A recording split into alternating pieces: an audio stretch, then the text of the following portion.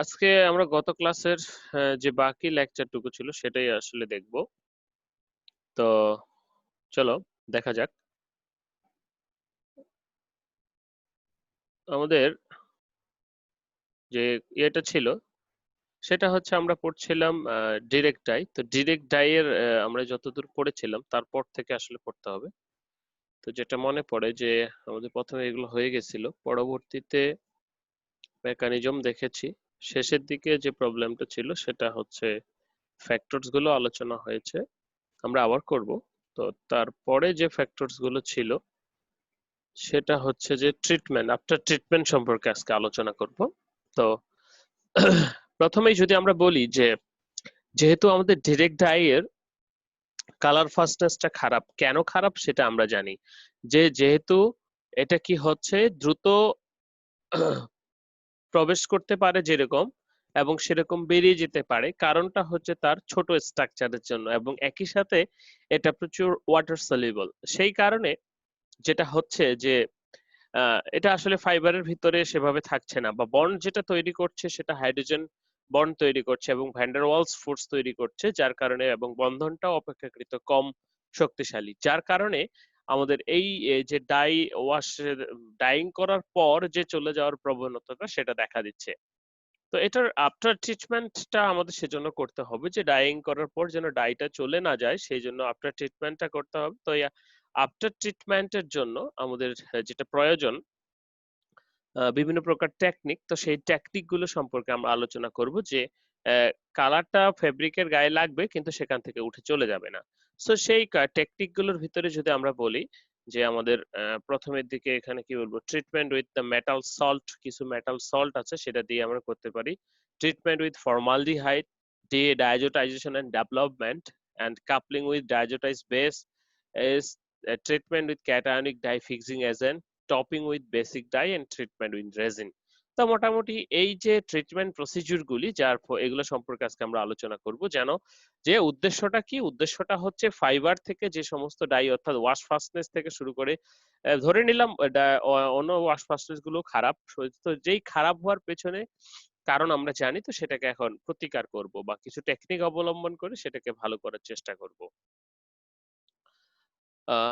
Okay, first of all treatment with the metal salt. আমরা প্রথমে যেটা দেখতে চাচ্ছি যে মেটাল সল্ট দিয়ে ট্রিটমেন্ট করলে আমাদের কালারটা উঠবে না, কিন্তু কিভাবে বলা হচ্ছে যে metal salts get attach with the dye increasing the size of the dye molecule and dyes processing chelating sites in their surface, hydroxyl বা কার্বক্সাইল সারফেস ও কার্বক্সাইল, যেটা ও হাইড্রোক্সাইল অথবা কার্বক্সাইল রয়েছে, only show the response to the after treatment process through the chelation of metal from their structure, the chelation site may same benzene ring too. তো আমরা দেখো এটা একটা die, ঠিক আছে, এটা একটা ডিরেক্ট ডাই। তো এই ডিরেক্ট ডাই এর সাথে আমরা কি করছি, বিভিন্ন প্রকার মেটাল সল্ট, সেটা হতে পারে কপার সালফেট, টিন, ফেরাস ইত্যাদি, যে কোনো প্রকার মেটাল সালফেট, সেটা যখন আমরা ট্রিটমেন্ট করছি, দেখো সেটা কি হচ্ছে, হাইড্রোক্সাইল অথবা কার্বনাইল, কার্বক্সাইল, সরি, হাইড্রোক্সাইল অথবা হাইড্রোক্সি অথবা কার্বক্সিল, যে কোনো মূলকের সাথে এখানে কি যুক্ত হচ্ছে, দেখো এই যে পাশের চিত্রে কপারটা কি হচ্ছে এটার সাথে যুক্ত হচ্ছে, এবং সেই সাথে এই কপারটা কিন্তু ফেব্রিকের সাথেও যুক্ত হচ্ছে, যার কারণে দেখা গেল যে বিষয়টা এরকম হয়ে গেল যে এখানে ডাইটা আছে, ওকে, কপারটা এখানে মাঝখানে চলে আসলো বা এই পাশে চলে আসলো, যেটা একাধারে ফাইবারের সাথে বন্ড করছে, একাধারে আহ, আমার এর সাথেও বন্ড করছে, অর্থাৎ ডাইয়ের সাথেও বন্ড করছে, যার ফলে কি হচ্ছে, এখানে যদি ফাইবারটা দেই আমরা, যে কপারের সাথে এখানে ওএইচ রয়েছে, কিসের, এটা ফাইবারের, ঠিক আছে, তাহলে একই সাথে সে কি করছে, আঠার মতো কাজ করছে। তাহলে ট্রিটমেন্ট উইথ মেটাল সল্ট দিয়ে যদি আমরা ট্রিটমেন্ট করি, এবং মজার বিষয় হচ্ছে যে আমাদের যে সমস্যাটা ছিল যে যেহেতু ডাইপার্টিকেলের সাইজটা খুবই ছোট, এবং যখন আমরা এরকম মেটাল সল্ট ইউজ করতেছি সেই মেটাল সল্ট গুলির সাইজ কিন্তু অনেক বড় বা এবং কমপ্লেক্স। তো আমরা যখন এইটা যখন ডাইয়ের সাথে এরকম ভাবে অ্যাটাচ হয়ে যাচ্ছে, তখন কি আলটিমেট টোটাল ডাইয়ের স্ট্রাকচারটা বড় হয়ে যাচ্ছে, আর টোটাল ডাইয়ের স্ট্রাকচারটা যখন বড় হয়ে যাচ্ছে সেটার পক্ষে বেরিয়ে যাওয়াটা এত সহজ হচ্ছে না। ওকে, এটা ছিল প্রথম ট্রিটমেন্ট উইথ মেটাল সল্ট দিয়ে। দ্বিতীয়ত ট্রিটমেন্ট উইথ ফর্মালডিহাইড। ফর্মালডিহাইড দিয়ে কিভাবে ট্রিটমেন্ট করব? বলা হচ্ছে যে ফর্মালডিহাইডের নাম আমরা আগেও শুনেছি, যেটা must have the two hydroxy or two amine groups in M position and each other around the structure to react with the formaldehyde। দেখো আমরা ইয়েতে পড়েছিলাম বোধহয় বেঞ্জিং এ অর্থ প্যারা পজিশন, হ্যাঁ, অর্থ প্যারা মেটা। ওকে, তো বলা হচ্ছে যে যে সমস্ত ডাইয়ের টু হাইড্রোক্সাইল আর টু অ্যামিন গ্রুপ রয়েছে ইন মেটা পজিশনে, সেগুলোর ক্ষেত্রে কি ফর্মালডিহাইডটা বেশি কাজ করে। আমরা ফর্মালডিহাইড ইউজ করতে পারি, ফর্মালডিহাইড ব্রিজ ক্রিয়েট করতে পারি between two successive dye molecule to double size solubility. যে দুটো ডাইমলিকুলের ভিতরে যখন আমরা এরকম বন্ড তৈরি করে দিব, তাহলে তো সেটা আরো কমপ্লেক্স এবং আরো বড় হবে, যেই কাজটা আমরা সাধারণত ফর্মালডিহাইড দিয়ে করতে পারি।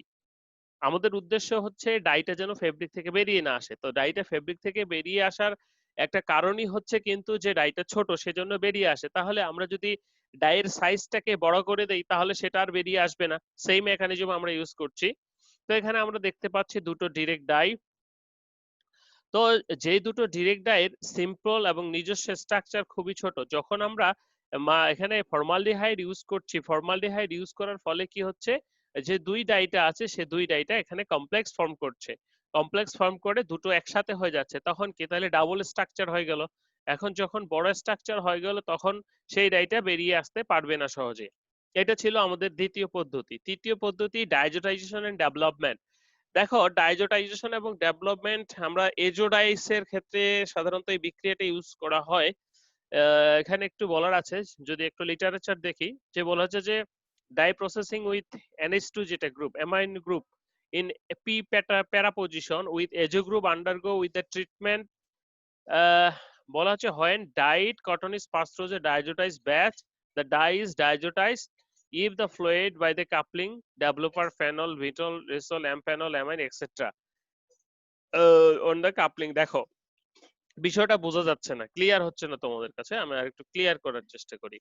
আমরা কি করব, ডাইজোটাইজেশন ডেভেলপমেন্ট করব। ডাইজোটাইজেশন ডেভেলপমেন্ট করব সিম্পলি আমাদের যে এজোডাই আছে, এজোডাই সম্পর্কে হয়তো আমরা পরে পড়বো, যে এজোডাইস আছে সেই ডাইজোটাইজেশন ডেভেলপমেন্টটা কিরকম করে হবে সেটা একটু বলি। যে যখন আমরা ন্যাপথল আছে, ন্যাপথলের সাথে যখন ডাইজোটাইজ কম্পাউন্ডের বিক্রিয়া হয়, ডাইজোটাইজ কম্পাউন্ড বা বিভিন্ন প্রকার সল্টের বিক্রিয়া হয়, তখন সেটা দুটো একসাথে মিলে একটা কমপ্লেক্স তৈরি করে এবং কালার উৎপন্ন করে। তো এজোইক ডাই দুটো বাতে করা হয়, প্রথম বাতে ন্যাপথল ফেব্রিকে চুবানো হয়, দ্বিতীয় বাতে কাপলিং এজেন্ট বা ডাইজোনিয়াম সল্ট যেটাকে সেটা করা হয়, তৈরি করা হয়। তারপর এই ন্যাপথল এবং ডাইজোনিয়াম সল্ট একসাথে রিঅ্যাকশন করলে একটা কমপ্লেক্স সৃষ্টি করে এবং যে কমপ্লেক্সটা কালার শো করে। তো এখানে যেটা বলা হচ্ছে যে আমরা যদি আমাদের এক্সিস্টিং ফেব্রিকটার উপরে এরকম ডাইজোটাইজেশন ডেভেলপমেন্টটা করি, অর্থাৎ এজোইক ডাই দ্বারা ডাই করি, তাহলে যেটা হবে ও ডাই ফাইবার ডাইগুলো উপরের ডাই কি ভিতরে ট্রাপড হয়ে যাবে, আটকা পড়ে যাবে। বলা হচ্ছে যে dye process amino group position when dyed cotton is passed through diazotized batch, the dye is diazotized and then it is when followed coupling developer phenol, beta phenol, তারপর amphenyl diamine etc. কি করা হচ্ছে, the final say depends coupling. অর্থাৎ আমরা কি করছি, আমাদের যে ফেব্রিকটা আছে সেটাকে আগে চুবাচ্ছি, ন্যাপথলে চুবিয়ে সেটাকে যখন আমরা ডাইজোনিয়াম সল্টের ভিতর দিয়ে পাস করছি, তখন সেখানে কালার প্রডিউস হচ্ছে এবং সেটা ফিক্স হয়ে যাচ্ছে, বিষয়টা একবারে ফিক্স হয়ে যাচ্ছে। তাহলে আমাদের যে এক্সিস্টিং কালারটা আছে সেটা চলে যেতে পারছে না, এবং এটা এজো কালারেরও কিছু কালার এখানে কিন্তু লাগবে। তো এটা ছিল আরেকটা মেথড, অর্থাৎ অন্য কালার দিয়ে আমাদের ডাইটাকে আটকানোর। তো যেহেতু এটা ইনসলিবল হয়ে যাবে, তো সেই ক্ষেত্রে সেটা চলে যেতে পারবে না। তো আমরা এখানে যদি দেখি এটা ডাই, আমরা যখন ডাইজোনিয়াম রিঅ্যাকশনে যাচ্ছি, তখন সেটা এরকম কমপ্লেক্স ফর্ম করছে এবং কালার শো করছে। এটা ভালো করে বুঝতে পারবো যদি আমরা এজো ডাইটা পড়ে থাকি। Okay, coupling with diazotize base. তো বলা হচ্ছে যে also enlarge size molecule and increase the wash fastness, the dyed fabric is already contains coupling component and separately amino compound is diazotized in said diazotized base, salt দিয়ে করা যায়, base দিয়ে করা যায়, and then dyed fabric to diazotized base। তো এখানে আমরা base দিয়ে করছি, অর্থাৎ ডাইজোনিয়াম যে কমপ্লেক্স তৈরি করার মূলনীতি সেটা দিয়ে আমরা দুটো করতে পারছি, সল্ট দিয়ে করতে পারতেছি, বেস দিয়ে করতে পারতেছি। আরেকটা যেটা রয়েছে ট্রিটমেন্ট উইথ অ্যাটায়নিক ফিক্সিং এজেন্ট। দেখো সহজ একটা প্রক্রিয়া যে ক্যাটায়নিক ফিক্সিং এজেন্ট দিয়ে আমরা কি করছি, ফিক্স করছি। লিটারেচার কি বলে, বলা হচ্ছে যে the cationic dye fixing agent ionize long positive and short negative ions. যেটা ক্যাটায়নিক ফিক্সিং এজেন্ট ইউজ করব সেটা কি হয়, একাধারে positive এবং নেগেটিভ হবে। And on the other hand, the direct dyes ionize long negative and short positive to the opposite charges combine from a bigger complex compound. Thus, the charging size of the molecule washlessness improve. Very simple. আমরা জানি যে direct die এর ক্ষেত্রে আমাদের কি হয়, যে direct die পানিতে দিলে এরকম লং পজিটিভ অর্থাৎ নেগেটিভ চার্জটা cationic die, sorry anionic die negative চার্জটা প্রাধান্য পায় বেশি। এবং যখন আমরা কোনো প্রকার ক্যাটায়নিক এজেন্ট দিব, ক্যাটায়ন মানে কি, সেখানে ক্যাটায়নটা প্রধান হবে এবং অ্যানায়নটা ওকে, ক্যাটায়ন এবং অ্যানায়ন তখন কি করছে, প্লাস এবং মাইনাস পরস্পরের সাথে সল্ট লিঙ্কেজে যাচ্ছে। সল্ট লিঙ্কেজে গিয়ে তারা এখানে কি তৈরি করছে, সল্ট লিঙ্কেজে গিয়ে কমপ্লেক্স তৈরি করছে। তাহলে যখন কমপ্লেক্স তৈরি করছে তখন তো আর ডাইটা বেরিয়ে আসতে পারবে না। তো এটা ছিল ক্যাটায়নিক ফিক্সিং এজেন্ট দিয়ে ট্রিটমেন্ট, যে আমাদের যেহেতু ডাইটা পোলার নেগেটিভ পজিটিভ হয়, বেশি যেটা প্রোটনিং করে সেটা হচ্ছে নেগেটিভ চার্জ, এবং ক্যাটায়নিক এজেন্টের পজিটিভ চার্জ পরস্পরের সাথে সল্ট লিঙ্কেজ বা আয়নিক বন্ধন তৈরি করার মাধ্যমে কমপ্লেক্স তৈরি করে, যার কারণে ডাইটা বের হয়ে যেতে পারে না। ওকে, তো এটা ছিল আমাদের treatment with cationic fixing agent দিয়ে। এরপরে যদি আমরা বলি যে টপিং উইথ বেসিক ডাই, এখানে টপিং এবং স্ট্রিপিং সম্পর্কে দুটো কথা তোমাদের জানা দরকার। আহ, আমরা যখন ইয়ে করি, ফ্যাক্টরিতে ডাইং করি, তো ডাইং করার সময় আমরা দেখি একটা শেড ডাইং করি, তো শেড দেখি যে এটা কালার কতটুকু হয়েছে নাকি হয়নি, বা আমার যে রিকোয়ার্ড স্যাম্পল আছে বায়ারে সেটার সাথে এটা ম্যাচ করেছে কিনা। যদি না করে থাকে, অল্প একটু কখনো কখনো প্রয়োজন হয়, তখন আমরা ডাই বাতে এক্সট্রা ভাবে অল্প কিছু পরিমাণে ডাই কি করি, অ্যাড করে দেই। তো সেটাকে আমরা বলতেছি টপিং। বাইরে থেকে এক্সট্রা ভাবে ডাই অ্যাড করাটাকে আমরা বলতেছি টপিং। এবং মাঝে মাঝে এরকম হয় যে যেই স্যাম্পলে ডাইং করছি, আসলে সেই স্যাম্পল দিয়ে সেই ইয়েটা করা সম্ভব হচ্ছে না, আর অর্থাৎ যে কালারটা আনতে চাচ্ছি সেই কালারটা আর হচ্ছে না। তখন আমরা কি করি, এই স্যাম্পল থেকে ফাইবার থেকে ডাইটাকে উঠাইয়ে ফেলি, কালারটাকে উঠিয়ে ফেলি ফেব্রিক থেকে। সেটাকে আমরা বলতেছি স্ট্রিপিং, স্ট্রিপ আউট, স্ট্রিপিং। তাহলে টপিং এবং স্ট্রিপিং, টপিংটা কি হচ্ছে, যে অল্প পরিমাণে কালার যখন আমরা ডাইবাতে যোগ করছি তখন সেটাকে আমরা টপিং বলছি। স্ট্রিপিং কাকে বলছি, যখন আমরা কালারটাকে ফাইবার থেকে ফেব্রিক থেকে তুলে ফেলতেছি তখন সেটাকে আমরা স্ট্রিপিং বলছি। Okay, so topping with the basic dye, topping করব আমরা, তার মানে কিছু কালার ডাই যোগ করব, কি দিয়ে, বেসিক ডাই দিয়ে। বেসিক ডাইস এর নেচার কি, আমরা যে basic dye have no affinity for cellulosic fibre আমরা জানি, but having affinity for direct dyes because of why, because of direct dyes are basic and basic dyes mix solution combine with each other and complex। আমরা জানি direct dye হচ্ছে একটা negative dye এবং basic dye হচ্ছে একটা positive dye. So it is, যখন আমরা একসাথে দিব তখন সেটা কমপ্লেক্স ফর্ম করবে। So it is called topping of the direct dye material with the basic dye. হ্যাঁ, তাহলে কি হচ্ছে, আমরা জানি ফেব্রিকের গায়ে ডিরেক্ট ডাই লেগে আছে, ডিরেক্ট ডাইয়ের চার্জ কি, নেগেটিভ চার্জ ওলা ডাই ফেব্রিকের গায়ে লেগে আছে। তো এখন যখন আমরা কি করছি, বাইরে থেকে বেসিক ডাই দিচ্ছি, basic die positive, basic die যখন ডিরেক্ট ডাইয়ের সাথে যাচ্ছে তখন তারা আয়নিক বন্ধন সৃষ্টি করছে, হ্যাঁ, আয়নাইজেশন হচ্ছে, কমপ্লেক্স ফর্ম করছে এবং সেটা বড় হয়ে যাচ্ছে ডিরেক্ট ডাইসের সাইজ, এবং সেটা বেরিয়ে আসতে পারছে না। Very simple. আর SO3 এটা একটা ডাই, যদি আমাদের আয়নাইজ হচ্ছে এরকম ভাবে, এবং একই সাথে আমাদের যদি বেসিক ডাইস এর কথা এটা বলি, এটা আসলে বেসিক ডাইস নয়, তারপরে বোঝানোর ক্ষেত্রে দেওয়া হয়েছে। তো এরকম ভাবে positive, so this R producing complex. Okay, so তাহলে basic dye topping die topping করতে পারবো এবং কমপ্লেক্স ফর্ম করতে পারবো, যার মাধ্যমেও আমরা আমাদের যে সমস্যাটা ডিরেক্ট ডাইসের যে কালারটা চলে যায় সেটা আর যাচ্ছে না বা যাবে না। Now the treatment with the resin, আমাদের রেজিনের সাথে কম বেশি মোটামুটি সবাই পরিচিত, রেজিন ফিনিশ বা এরকম। সো রেজিনটা আসলে কি, যে রেজিনস আর cationic surfactant and dissolve in water develop cation, this is also producing cation positive which turn this reacts with the dye anion to free from dye resin complex, যেটা কি করছে, রেজিনের die এবং raisin complex সৃষ্টি করছে। তো এটা যদি আমরা বলি যে এটা রেজিন হয়, রেজিনটা যদি পানিতে দেই তাহলে পানিতে রেজিনটা দিস পজিটিভ চার্জ প্রডিউস করছে। তো সেই পজিটিভ ডাইটা যদি দেই তাহলে ডাইটা নেগেটিভ চার্জ সৃষ্টি করছে। তাহলে এখন এই ডাই এবং রেজিন কি করছে, আমার এখানে একটা কমপ্লেক্স সৃষ্টি করছে, যার ফলে আমার কি হচ্ছে, সাইজ বড় হচ্ছে, অ্যাটাচমেন্ট বাড়ছে। So dyed cotton is passed through with resin, catalyst and acid at room temperature and dried 70 to 80 degree and cured 140 degree for 5 to 10 minutes followed by soaping, washing, drying.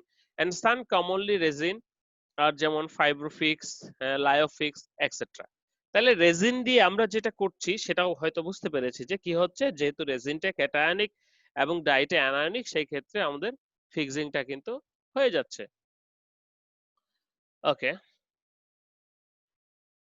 Stripping of the colour আমাদের সবগুলো গেল। তো stripping, আমরা এতক্ষণ ধরে যে কথাগুলো আলোচনা করছিলাম সেটা হচ্ছে যে treatment of treatment after treatment of direct dye. প্রথমটা আমরা দেখলাম মেটাল সল্ট, সেই মেটাল সল্টটা কি করছে, নিজেই ইয়ে করছে, বন্ড ফর্ম করছে কার সাথে, ডিরেক্ট ডাইয়ের সাথে, যার কারণে কি হচ্ছে সেটা বড় হয়ে যাচ্ছে, আর বড় হয়ে গেলে বেরিয়ে আসতে পারবে না। দেন ট্রিটমেন্ট উইথ ফর্মালডিহাইড, ফর্মালডিহাইডটা কি করছে, ফর্মালডিহাইড দুটো ডাইকে একসাথে করতেছে, একসাথে কমপ্লেক্স সৃষ্টি করছে। যখন দুটো ডাই একসাথে অ্যাটাচ হচ্ছে তখন কিন্তু ডাইটা আর বেরিয়ে আসতে পারছে না। তারপরে যেটা আসতেছে যে ডাইজোটাইজেশন এন্ড ডেভেলপমেন্ট, আমরা ডাইজেনিয়াম সল্ট বা ডাইজোটাইজেশন এবং ডেভেলপমেন্ট করেও বা কাপলিং করেও, অর্থাৎ আলাদা একটা ডাই ডেভেলপ করেও ওখানে কি করতে পারি, স্যাম্পলটাকে আটকাতে পারি।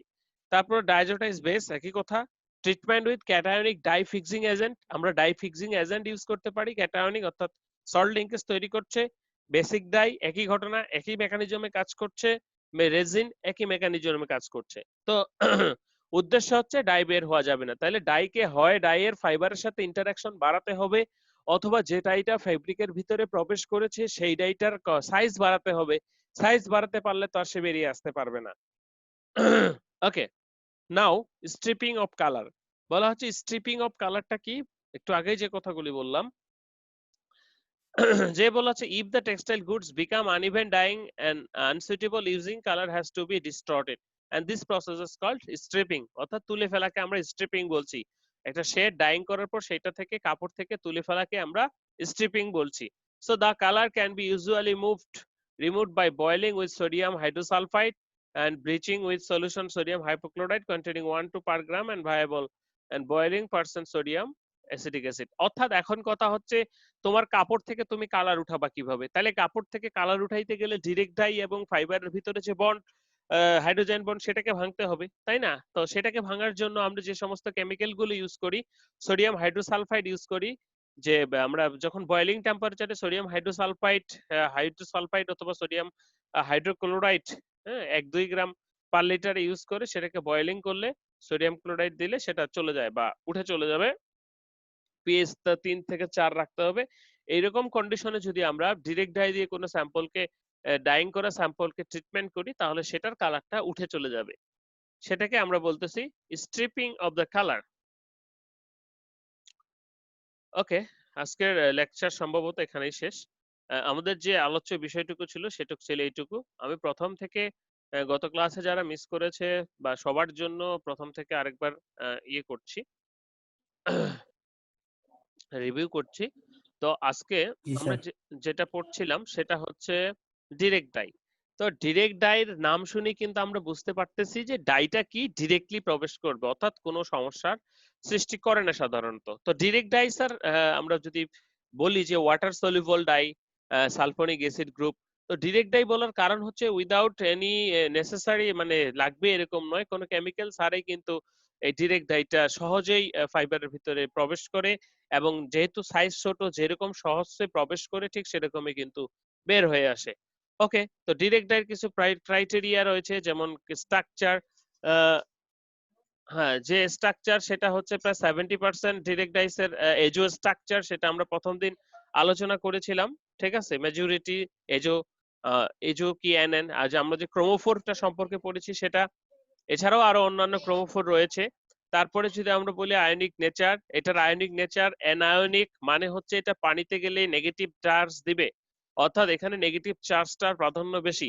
সলিবুলাইটি, সলিবুল ওয়াটার, অ্যাফিনিটি, সাধারণত কটন, ভিসকসের, জুটে, লিনেনের প্রতি অ্যাফিনিটি আছে। তার সমস্যা যেটা হচ্ছে সেটা হচ্ছে যে আমরা নিচের দিকে দেখি যেখানে বলা হচ্ছে attach with a weakly hydrogen bonding as van der Waals forces. Hydrogen bond এবং van der Waals forces, this are so two bonds which are less strength and they are flat shape and their length enable them to elongate cellulose fiber and maximize the van der dipole hydrogen bonds সাধারণত তৈরি করে। তো এই ছিল আমাদের criteria বলতে properties of the direct die. তো direct কোন ডাইসের প্রপার্টিস বলতে প্রথমেই যেগুলো আসবে সেটা হচ্ছে তার স্ট্রাকচার, তার কি কি ক্রোমোফোর রয়েছে, তার আয়নিক নেচারটা কিরকম, সেটা সলিবল কিনা, এবং কোন কোন ফাইবারের প্রতি অ্যাফিনিটি শো করে এবং কি কি বন্ড করে। এটা প্রত্যেকটা ডাইসের ক্ষেত্রে, not only for the direct dyes but also for all ডাইসের ক্ষেত্রে আমরা এটা করতে পারি। তো প্রপার্টিস অফ ডাইস এখানে যে কথাগুলি বললাম সেটাই। তো এটাকে আবার ভাগ করা যাচ্ছে যে তিনটি ভাগে। আমরা দেখলাম যে সেলফ কন্ট্রোল, প্রথমে সেলফ লেভেলিং অর্থাৎ নিজে নিজেই লেভেল হবে, এটার মাইগ্রেশন রেট খুবই কম, অর্থাৎ ফাইবার সারফেসে যে ডিপোজিশন হবে সেই ডিপোজিশনটা কি হবে একবার ইভেন, যে ফাইবার সারফেসে যে ডিপোজিশনটা হবে সেটা খুবই ইভেন। কালকে একটা সেমিনার ছিল, তোমাদের সেমিনার বলতে ওয়েবিনার ছিল এক্সজস্ট ডাইং এর উপর, তোমরা অ্যাটেন্ড করেছো কিনা আমি জানি না। তো কালকে অনেক ভালো কথা বলেছেন উনি, আলোচনা হয়েছে, যাই হোক। তো সেখানে সেলফ লেভেলিং যেটা নিজে নিজেই লেভেল হবে, তারপরে রয়েছে যেটা সেলফ কন্ট্রোলেবল, নিজে নিজেই কন্ট্রোল হবে কিন্তু এটার এক্সিউশন রেটটা বেশি, এন্ড টেম্পারেচার কন্ট্রোলেবল, যেটা টেম্পারেচার দিয়ে ডাইং করতে হবে এবং টেম্পারেচার দিলেই কেবল সেটা লেভেল ডাইং হবে বা লেভেল ডাইং ইনশিওর করা যাবে। এই ছিল আমাদের তিনটা টাইপস আমাদের ডাইসের। এছাড়াও আমাদের according to the chemical structure, বিশেষ করে কেমিক্যাল স্ট্রাকচার ক্রোমোফোরের উপর বেস করে আমরা বিভিন্ন ভাগে ভাগ করতে পারি একটা ডিরেক্ট ডাইসকে। প্রথমত যদি আমরা বলি তো সেটাতে আমাদের কি রয়েছে যে এজো ডেরিভেটিভস। এজো ডেরিভেটিভস এর ক্ষেত্রে এটাকে আমরা এজো ক্রোমোফোর বলছি। আমরা পড়ছিলাম না এজো, নাইট্রো, নাইট্রোসো, কার্বানাইল, অনেকগুলো ক্রোমোফোর পড়ছিলাম। তো তারই ভিতরে একটা এজো ক্রোমোফোর বলা হচ্ছে যে এজো ডেরিভেটিভস একটা যখন থাকবে সেটা মনো অজো, যখন দুটো থাকবে তখন সেটাকে আমরা ডাইএজো বলছি। এভাবে পলি এজো, ট্রাই এজো, পলি এজো আর কি বলা যেতে পারে। ডাই এর পর সাধারণত পলি বলে, ট্রাই এজো বলা যেতে পারে যে 1 2 3টা, পলি এজো 1 2 3 4 অর্থাৎ চলবে, চলতেই থাকবে। এছাড়াও রয়েছে আমাদের স্টিল ব্যানো ডেরিভেটিভস। স্টিল ব্যান থেকে তৈরি করা হয় যে এই ধরনের স্ট্রাকচার সিএইচএন একটা থাকছে, সেটা কুর্থা থেকে আসছে। তারপর থায়াজোল ডেরিভেটিভস, তারপরে রয়েছে সাইক্লোসায়ানাইন ডেরিভেটিভস। ওকে, যেমন সাইক্লোসায়ানাইন ডেরিভেটিভসটা যদি আমরা দেখি, দেখো কপার, বিশাল কমপ্লেক্স স্ট্রাকচার। তো এই ধরনের ডাইস গুলো সাধারণত ফাস্টেন্স প্রপার্টিসটা বেশি হয়ে থাকে। Mechanism of the dye, mechanism of the dye কি, very simple mechanism of the dye. আমরা যখন ফাইবারটাকে পানিতে চুবাচ্ছি তখন সেটার ভিতরে একটা নেগেটিভ চার্জ সৃষ্টি হচ্ছে। তো নেগেটিভ চার্জটাকে অপোজ করার জন্য আমরা কি করছি, ইলেকট্রোলাইট ইউজ করছি। ইলেকট্রোলাইট এসে এর যে চার্জটা আছে সেটাকে নিউট্রাল করে দিচ্ছে। তারপর সেলুলোজের যে ওয়েসটা আছে এবং আমার ডাইসের যে এইচ প্রান্তটা আছে সেটা পরস্পরের সাথে হাইড্রোজেন বন্ড এবং ভ্যান ডের ওয়ালস ফোর্স গঠন করে। তো লিটারেচারে সে কথাগুলোই বলা আছে, তোমরা একটু মিলিয়ে দেখবে। যে কথাগুলি বললাম যে নেগেটিভ চার্জ সৃষ্টি করবে, যখন ইলেকট্রোলাইট ইউজ করবো নেগেটিভ চার্জটা চলে যাবে এবং সেটা তারপরে হাইড্রোজেন বন্ড অথবা ভ্যান ডের ওয়ালস ফোর্স সৃষ্টি করবে। এটা ছিল মেকানিজম, খুবই সিম্পল মেকানিজম।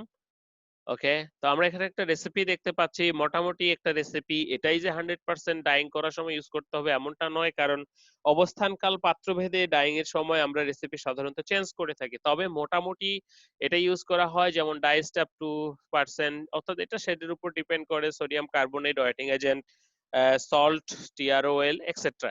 তো ডাইং প্রসিডিউরটা তোমাদের আঁকানো শিখিয়েছিলাম, যে সেটা তোমরা আঁকাবা, এভাবেই যে আঁকাইতে হবে সেটা নয়, এটা তোমাদের অ্যাসাইনমেন্ট আমি দিয়ে দিব। ডাইং প্রসিডিউর প্রথমে 40-এ থাকে, তারপর 60-এ উঠে সবকিছু ডোজিং করি।